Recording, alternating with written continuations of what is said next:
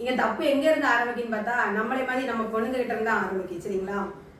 ஒரு தாயானவள் தன் ஆண் குழந்தைகளுக்கு பெண் என்றால் யாரு, அவளோட வழிகள் என்ன, அவளுடைய கஷ்டங்கள் என்ன, இதெல்லாம் சொல்லி கொடுத்து வளர்க்கணும். பெண்களை மதிக்கிறது எப்படின்னு சொல்லி கொடுத்து வளர்க்கணும். ஏன் ஆம்பளை பிள்ளை அவன் இந்த வேலை செய்யக்கூடாது, ஆம்பளை பிள்ளை அதை பண்ணக்கூடாது, இதை பண்ணக்கூடாது, பொட்டை பிள்ளை நீ தான் இதை செய்யணும் அதை செய்யணும். ஏன் அந்த ஆம்பளை பிள்ளை ஆணாவே இருக்கானா? கல்யாணம் ஆனதான் அவன் பொண்டாட்டிக்கு உட்காந்து அவன் என்ன செய்யறான், வீடு பெருக்கி கொடுக்கான், பாத்திரம் விளக்கி கொடுக்கான், துணி துவச்சு கொடுக்கான். அதை அவன் தங்கச்சிக்கு செய்யட்டும், ஏன் அம்மாவுக்கு செய்யட்டும். யாரோ பெத்த அனுப்புன ஒரு பெண்ணுக்கு செய்வான். ஏன் நீ பெத்த உன் பிள்ளை உனக்கு செய்யக்கூடாதா, இல்லை அவன் அக்கா தங்கச்சிக்கு செய்யக்கூடாதா? ஆம்பளை பிள்ளைனா நீ இதை தான் செய்யணும், ஆம்பளை பிள்ளை நீ இதை செய்யக்கூடாது, அங்கே போகக்கூடாது, அங்கே போகக்கூடாது, இங்கே போகக்கூடாதுங்கிறது வந்து பெண்களை. பெண்ணுனா நீ வீட்டை பெருக்கணும், பாத்திரம் வளர்க்கணும், சமைக்கணும், இதுதான் உங்களோட இது அப்படின்னு சொல்றீங்க. ஏன் உங்களுக்கு அந்த கடைசி எங்க வந்து நிக்கீங்க? அந்த பொட்டை பிள்ளைங்கிட்ட தான் வந்து நிக்கீங்க. ஏன் அவன் விரட்டி விட்டுருதான், இன்னொரு பொண்ணை பார்த்தோன்னா அவன் பெத்த தாயின்னு பார்க்காம விரட்டி விட்டுருதான். நீ அந்த பொட்டை பிள்ளைய தாடி தான் வந்து நிக்க. நீ எந்த பிள்ளையை நீ இதை தான் செய்யணும், இதை தான் நீ செய்யணும் நீ சொல்லி உன் காலுக்குள்ள நீ அடக்கி வச்சியோ அந்த பிள்ளைகிட்ட தான் நீ திரும்ப வந்து நிக்க. சரியா? என்னை அண்ணன் பார்த்துக்க மாட்டேங்காமா, தம்பி பார்த்துக்க மாட்டேங்காமா, நீ வந்து நிக்க.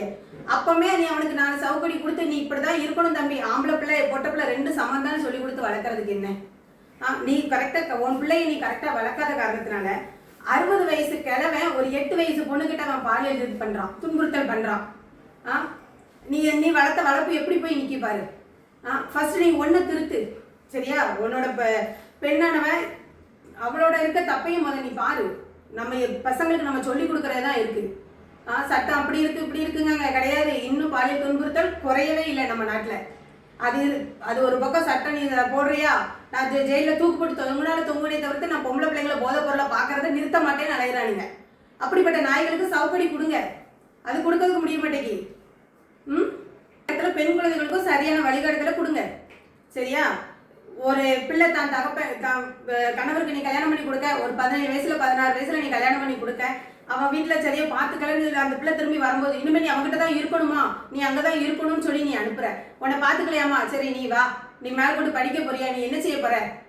உன் பிள்ளைய உனக்கு ஆதரிச்சு வைக்க முடியாதா? நீ வைக்காம விட்டுருத. நீ வேலைக்கு போறியா, சரி நீ வேலைக்கு போன்னு விட்டுருத. போற இடத்துல எவனாவது சும்மா இருப்பானா? 8 வயசு குழந்தைக்கு இந்த சமுதாயத்துல தனியா ஒரு சுதந்திரமா வெளியே போய் விளையாட போக முடியல. ஒரு 17 யோசிச்சு பத்தியா நீ, அதை பத்தி யோசிச்சியா நீனு? நீ டிவி நியூஸ் எல்லாம் நீ பாக்கலையா? அப்போ ஒரு பெண் பிள்ளைகள் தனியா வெளியே போனா அவளோட கஷ்டங்கள் என்னன்னு உனக்கு தெரியாதா? ஏன் உனக்கு அந்த பிள்ளைங்களை ஆதரிச்சு வச்சு அதுகளை நீ ஒரு படிக்க வைக்கிறதோ, இல்ல அதுகளுக்கு ஒரு தொழில் அமைச்சு கொடுக்கறதோ, இல்ல உன் கைக்குள்ள வச்சு அதுகளுக்கு இன்னும் கொஞ்சம் நீ தேத்தேன். ஏற்கனவே ஒரு தப்பு நீ பண்ணிட்ட. 16 வயசுல அந்த குழந்தைகளை நீ கல்யாணம் பண்ணி வச்சு அதை ஒரு இது நீ பண்ணிட்ட. ஏன் நீ அதை திருத்திக்கனே? ஏன் அதை நீ நினைக்க மாட்டேங்க?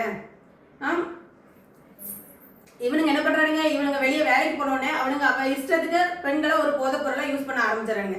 அவனுங்க எந்த அளவுக்கு யூஸ் பண்ண முடியுமோ யூஸ் பண்ணிட்டு அவனுக்கு ஒரு பேரும் கொடுத்துறானுங்க, பாலியல் தொழிலாளி அப்படின்னு சொல்லி.